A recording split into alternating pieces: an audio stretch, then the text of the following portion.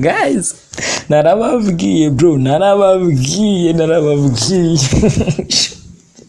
So guys, narababwiye ngo bro, iyi mihanda iri hano irashyushye bro.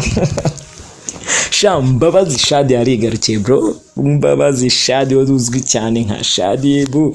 Mbabazi Shadi arigarukiye papari wanjye. Mbabazi Shadi arigarukiye. Shadiboo aragarutse mu abana babiri, aragarutse b'abakobwa. Mbere na mbere ariko reka mbanze babwire ngo mani mubanze mukande subscribe bigishyushye we, mubanze mukande subscribe bigishyushye. So nukuvuga ngo umunyarwanda kazi wamenyekanye nka Shadiboo yitwa Mbabazi Shadi, yamamaye ku mbuga nkoranyambaga, akaba ari we munyarwanda ufite abafollowers benshi ku mbuga nkoranyambaga, hagakurikiraho muzehe, ndakeka ahita hakurikiraho Perezida na Meddy.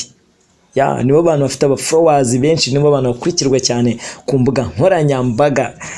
Nukuvuga ngo igihe giherutse gupostinga amagambo kivuga ngo ngo kera habayeho umunyarwanda kazi ngo witwaga Shadiboo arabyina avamo. So none Shadiboo yigarukiye papari wanjye. Shadiboo yaje avuga uti niyo mwakiteranya n'izi nkumi zo mu Rwanda zose zakiteranya, nta wandenga, nta n'uwagira abafollowers nk'abo mfite papa. So nukuvuga ngo rero mwagiye mubibona kenshi Shadiboo igihe yigeze kuba Shadiboo ku mbuga nkoranyambaga, Mbabazi Shadi yarabaye Mbabazi Shadi. So nukuvuga ngo hari igihe nanone kigeze kugera asa nkaho acecetse, kugeza na n'ubu ngubu Shadiboo ntabwo yarakivugwa muri social media, ntabwo yarakigaragaramo cyane, ntabwo yarakigaragara Shadiboo, sinzi ibintu yarahugiyemo. None Shadiboo arigarukiye bitewe n'igihe cyabimuvuzeho kivuga uti kera habayeho umuntu witwaga Shadiboo arabyina avamo. Shadiboo yaramenyerewe kuba yamamariza company menshi harimo za Tekino yagiye yamamariza. Shadiboo yarazwiho kuba ari we muntu ukunzwe cyane. Nkanjye Shadiboo namumenye nakuze mufana. Shadiboo ni umudamu w'abana babiri yabyiranye n'umwe mu producer, umwe mu batunganya amashusho witwa Medisare niwe bafitanye abo bana. So baje gutandukana rero bitewe nuko Shadiboo yumvaga adakeneye umuntu uzajya umukontrola. Shadiboo yigize kuvuga ko ntago akeneye umuntu uzajya umukontrola ngo atashye ryari ibiki nyine bya bintu byo kuba umuntu yaba ari mu rugo. No kuvuga ngo Medisare niyo mpamvu ngira ngo batandukanye. Shadiboo arakeneye kwibera rutwitse nyine.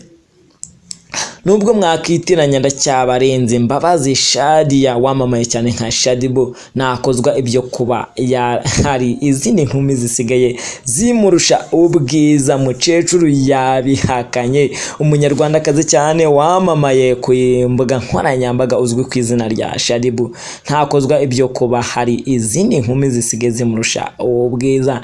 Ni nyuma yuko abonye hari abatangiye kumugereranya n'izindi nkumi, ariko akaba ari kubabwira yuko we niyo bakiteranya nta kintu cyavamo. Yabwiye uti niyo mwakiteranya ari kubirwanya yivuye inyuma. So nukuvuga ngo Shadiboo yasubije igihe cyaranditse ngo kera habayeho Shadiboo arabyina avamo. Kimwe cyo gitangazamakuru cyandika.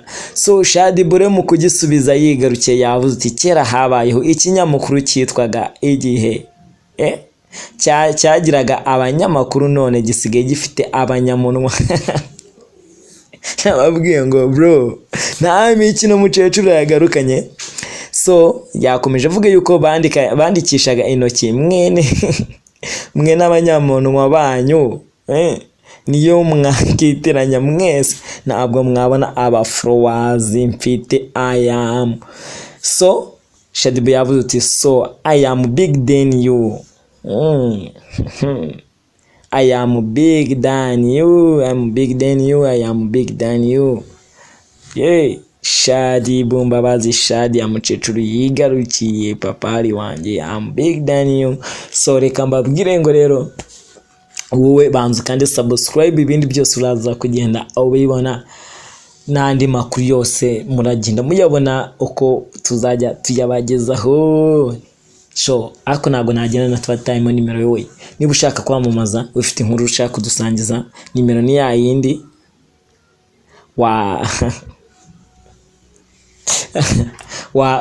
waduhamagara cyangwa se watwandikira kuri WhatsApp ni 0785475861. Reka mbabwira ngo nisurije umuntu wita Zawadi.